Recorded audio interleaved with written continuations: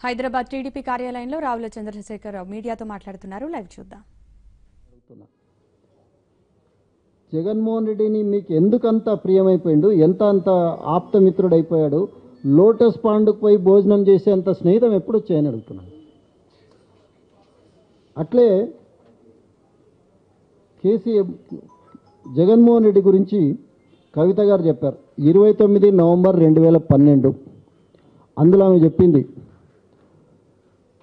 ఓబులాపురం నుంచి సాక్షిలోకి 80 కోట్లు, ప్రాణహిత చేవెళ్లలో 20,000 కోట్ల అవినీతి, మీ నాన్న అన్న అక్రమాలపై నాతో చర్చకు సిద్ధమా? షర్మిలకు సరే అమ్మాయి మీద మాట్లాడింది. డబ్బు, మదం, అహంకారం, అజ్ఞానం, వైఎస్ బతికుంటే జైల్లో ఉండేవారు, ఇవన్నీ మనం చెప్పినాయి కాదు. కవిత గారు, గౌరవనీయ కవిత గారు 29 నవంబర్ 2012. అదేవిధంగా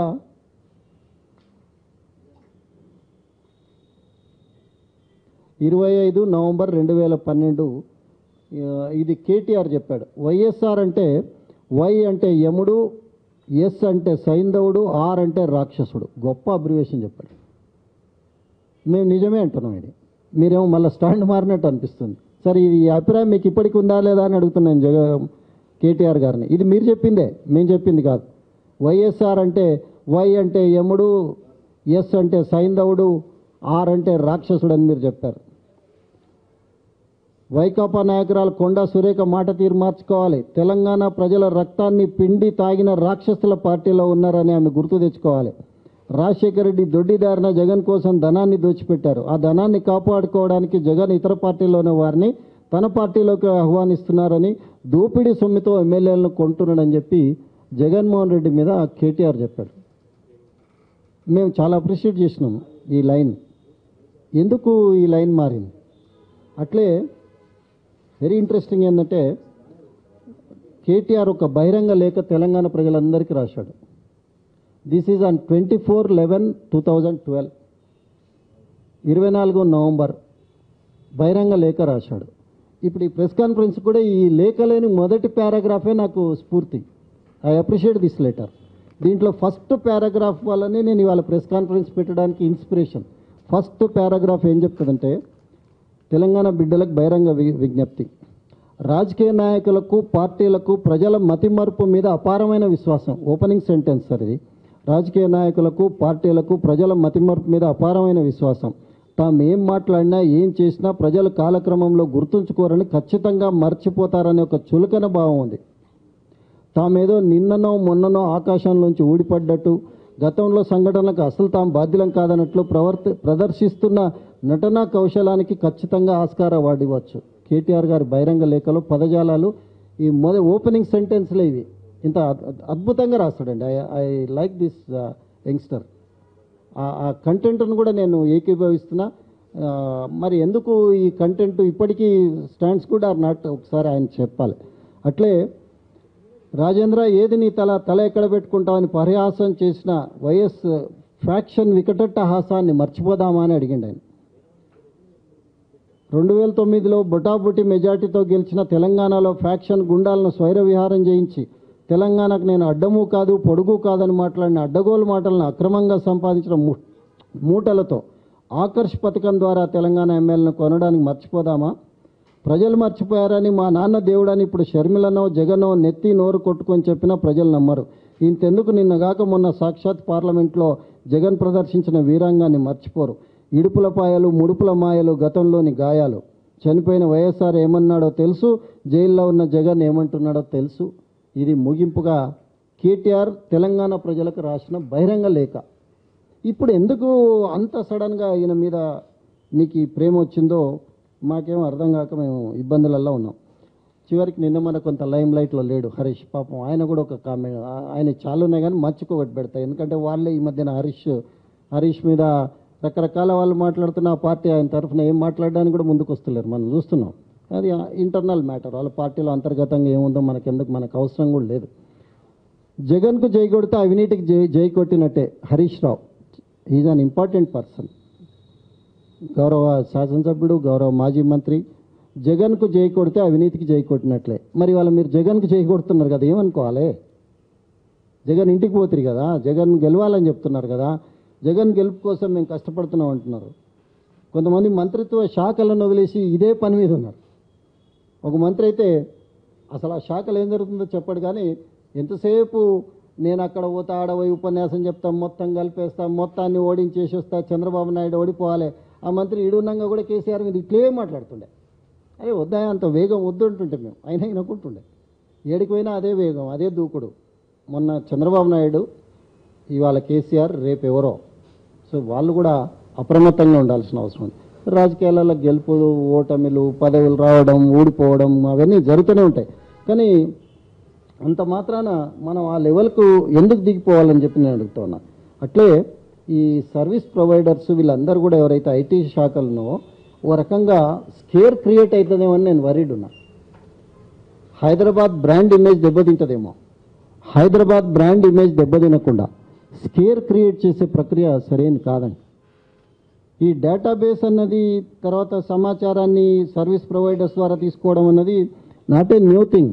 కేటీఆర్ అంటే ఈ రంగంలో ఆయన కూడా నిష్ణాతుడే కదా, సాక్షాత్తు మంత్రిగా చేసి ఉన్నాడు ఆ శాఖకు. మరి ఈ సర్వీస్ ప్రొవైడర్స్ రోల్ ఏముంటుంది?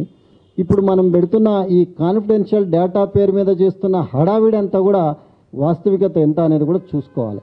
కంపెనీలను మీరు ఇట్లే చేజ్ చేసుకుంటా హంటింగ్ మీద వెళ్తే బ్రాండ్ ఇమేజ్ పోయే ప్రమాదం ఉందనేది కూడా ఈ సందర్భంగా చెప్తూ, ఈ ఫిరాయింపులకు ఎక్కడో దగ్గర ఫుల్ స్టాప్ పెట్టాలి. దేశవ్యాప్తంగా కూడా ఒకప్పుడు రాజశేఖర రెడ్డి ఆకర్షకు విలవిల్లాడిన టీఆర్ఎస్ పార్టీ అదే బాటలో పోతుంది. అదేం దురదృష్టమో తెలియదు, కానీ ఓటేసిన ఇంక ఆరకముందే పార్టీలు మారే ఒక కొత్త సంస్కృతి సాంప్రదాయం మనకు వచ్చింది.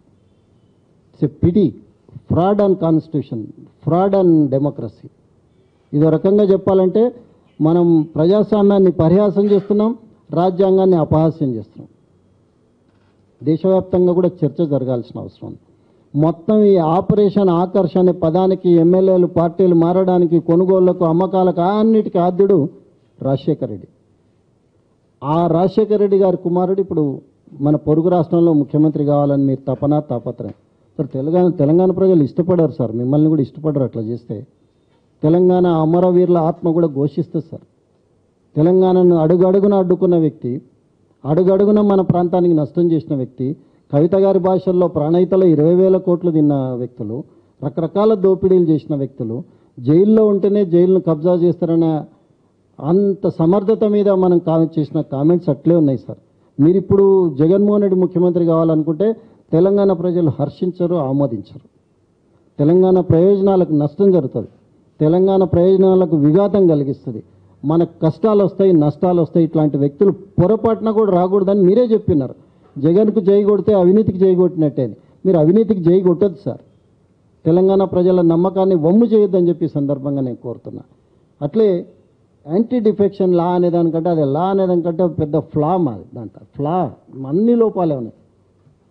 మీరు స్పీకర్ గారికి టైం ఫ్రేమ్ పెట్టలే, ఎన్ని రోజులల్లో దాని మీద నిర్ణయం తీసుకోవాలి చెప్పలే. గతంలో చూసినాం, కంప్లైంట్ ఇస్తే టర్మ్ అయిపోయే ముందర కూడా నిర్ణయాలు రాలే. సో దీని మీద కూడా దేశవ్యాప్తంగా చర్చ జరగాల్సిన అవసరం ఉంది. డెఫినెట్గా చర్చ జరగాలి. వీటికి ఆద్యుడైన వైఎస్ఆర్ను, వైఎస్ఆర్ పార్టీని జనం ఎప్పుడు మర్చిపోరు. అంతకుముందు ఆయన చెప్పినట్టు యముడు, సైంధవుడు, రాక్షసుడు అని మీరు ఇచ్చిన అబ్రివేషన్. సరే, వాళ్ళు ఏదో యువజన, శ్రామిక, రైతు అని ఆయన పాపం ఎవరో ఒక ఆయన పెట్టుకుంటే ఆయనతో తీసుకొని చివరికి ఆ పార్టీని వ్యవస్థాపక అధ్యక్షునిగా ఉన్న వ్యక్తిని, శివకుమార్ అనే వ్యక్తిని ఇటీవల సస్పెండ్ చేసిండ్రు. మోస్ట్ పిటేబుల్ పార్ట్ అది.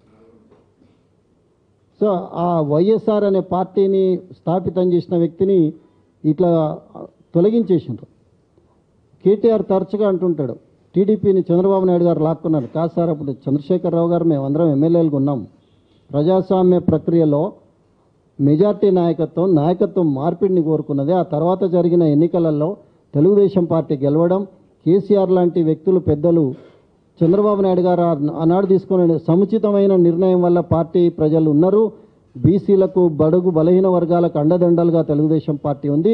ఈ పార్టీ వెనుకబడిన బడుగు బలహీన వర్గాల సంక్షేమం కోరే పార్టీ అని చంద్రశేఖరరావు గారు కిందన శిక్షణా శిబిరాల్లో అనేక మార్లు నొక్కి వక్కాణించిన విషయాలు ఇంకా ఇప్పటికి మేము మర్చిపోలేకపోతున్నాం.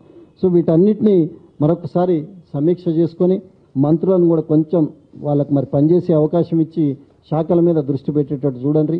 ఎందుకంటే ఒక మంత్రి అయితే నిరంతరం ఆయన పబ్లిసిటీ ఏందో తెలియదు, కానీ ఇక్కడ ఉన్నాక అట్లే ఉండే, అక్కడ పోయినాక అట్లే ఉండే. ఈ దూకుడు నష్టాలు కష్టాలు తెచ్చిపెడుతుంది ఈ ప్రజాస్వామ్యానికి. వ్యక్తులకు ఏముంటుందండి, వ్యక్తులు వస్తారు పోతారు, కానీ సిస్టమ్ కొలాప్స్ అవుతుంది అన్నది మా వరి. మేము ఇవాళ తాత్కాలికంగా తెలుగుదేశం పార్టీ తెలంగాణలో మేము దెబ్బతిన్నాం, నష్టపోయినాం. మేము గెలిచిన ఎమ్మెల్యేలను కూడా మీరు పోయినసారి 15 మంది తెలుగుదేశం పక్షాన గెలిస్తే చివరికి మాకు సిచ్యువేషన్ ఏంటంటే ఆల్ ది 15 ఇవాళ మా దగ్గర లేని వాతావరణాన్ని మీరు క్రియేట్ చేయించారు. టీఆర్ఎస్ పార్టీ అదేవిధంగా ఇతర రాజకీయ పక్షాలు కూడా ఆ రకంగా పనిచేసినాయి. టీఆర్ఎస్కి ఎంత గొప్ప పేరు వచ్చిందంటే పోయినసారి 6 పార్టీలోని శాసనసభ్యులను మీ పార్టీలో చేర్చుకున్నారు. సరే, దానికి ప్రజల ఆమోదం ఉందని మీరు మాట్లాడితే చేయగలిగేది ఏం లేదు. ఎన్నికలు ఎందుకు, ఈ ప్రహసనం ఎందుకు, ఇదంతా ఎందుకు? మేము ఒక మున్సిపల్ ఎన్నికల్లో చూసినాం, కౌంటింగ్ హాల్లో నుంచే కౌన్సిలర్ పోయి అధికార పార్టీలో చేరిపోయినారు. కౌంటింగ్ హాల్లోనే ఎవరి మీద అయితే గెలిచిండ్రో ఆ ఓడిపోయిన వ్యక్తుల పార్టీలోకి కౌంటింగ్ హాల్ నుంచే పోయినారు, వాళ్ళ ఇంటికి కూడా పోలే. సో అంత గొప్ప ప్రజాస్వామ్యం ఈ రాష్ట్రం, ఈ దేశం జీర్ణించుకోలేదో ఒకసారి ఆలోచన చేయండి అని చెప్పి విజ్ఞప్తి చేస్తున్నాను. Thank you.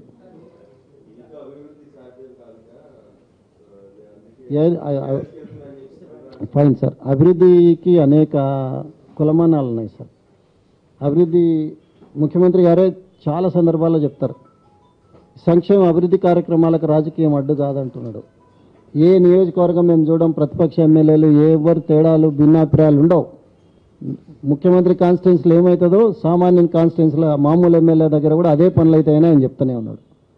సరే, ముఖ్యమంత్రి గారి కొడుకు మనమడు ఏ స్కూల్లో చదువుతారో, సామాన్యుడు ఆ స్కూల్లో చదవాలి, ఆ లైన్లో తీసుకోకండి. ఇది డెవలప్మెంట్ సైడ్ మాత్రం ముఖ్యమంత్రి గారు చెప్పారు, వివక్షత లేకుండా డెవలప్మెంట్ మేము చేస్తామన్నారు. ఏ పథకం ఆగిపోయింది, ఏ పథకం ఆగుతలేదు, ఎన్నికల ముందర మరి ఆ విషయాలన్నీ మన అందరికి తెలిసినాయి కదా. మేము అనుకుంటున్నాం ఇప్పటికైనా వైజ్ థింకింగ్ ఉంటుందని అనుకుంటున్నాం, పునరాలోచన చేస్తారనుకుంటున్నాం. తెలుగుదేశం పార్టీ పేదల కోసం పుట్టిన పార్టీ. తాత్కాలికంగా దెబ్బలు తగిలింది, తాత్కాలికంగా ఓడిపోయాం, తిరిగి నిలదొక్కుంటాం, మరి ప్రజల మధ్యన ఉంటాం అనే విషయాన్ని గుర్తెరిగి ముందుకు సాగాలని కోరుతున్నాం. ఎవరైనా తెలుగుదేశం పార్టీని విడిచిపెట్టిన ఎవరైనా, నేను ఒక వ్యక్తి గురించి కాకుండా తెలుగుదేశం పార్టీని వదిలేసిన ఎవరైనా సరే, ఈ పార్టీ మీకు రాజకీయ జన్మనిచ్చింది, ఈ పార్టీ మీకు కేర్ ఆఫ్ అడ్రస్ ఇచ్చింది, ఈ పార్టీ సమాజంలో మీకు సముచితమైన గుర్తింపును గౌరవాన్ని తెచ్చిపెట్టింది, ఈ పార్టీని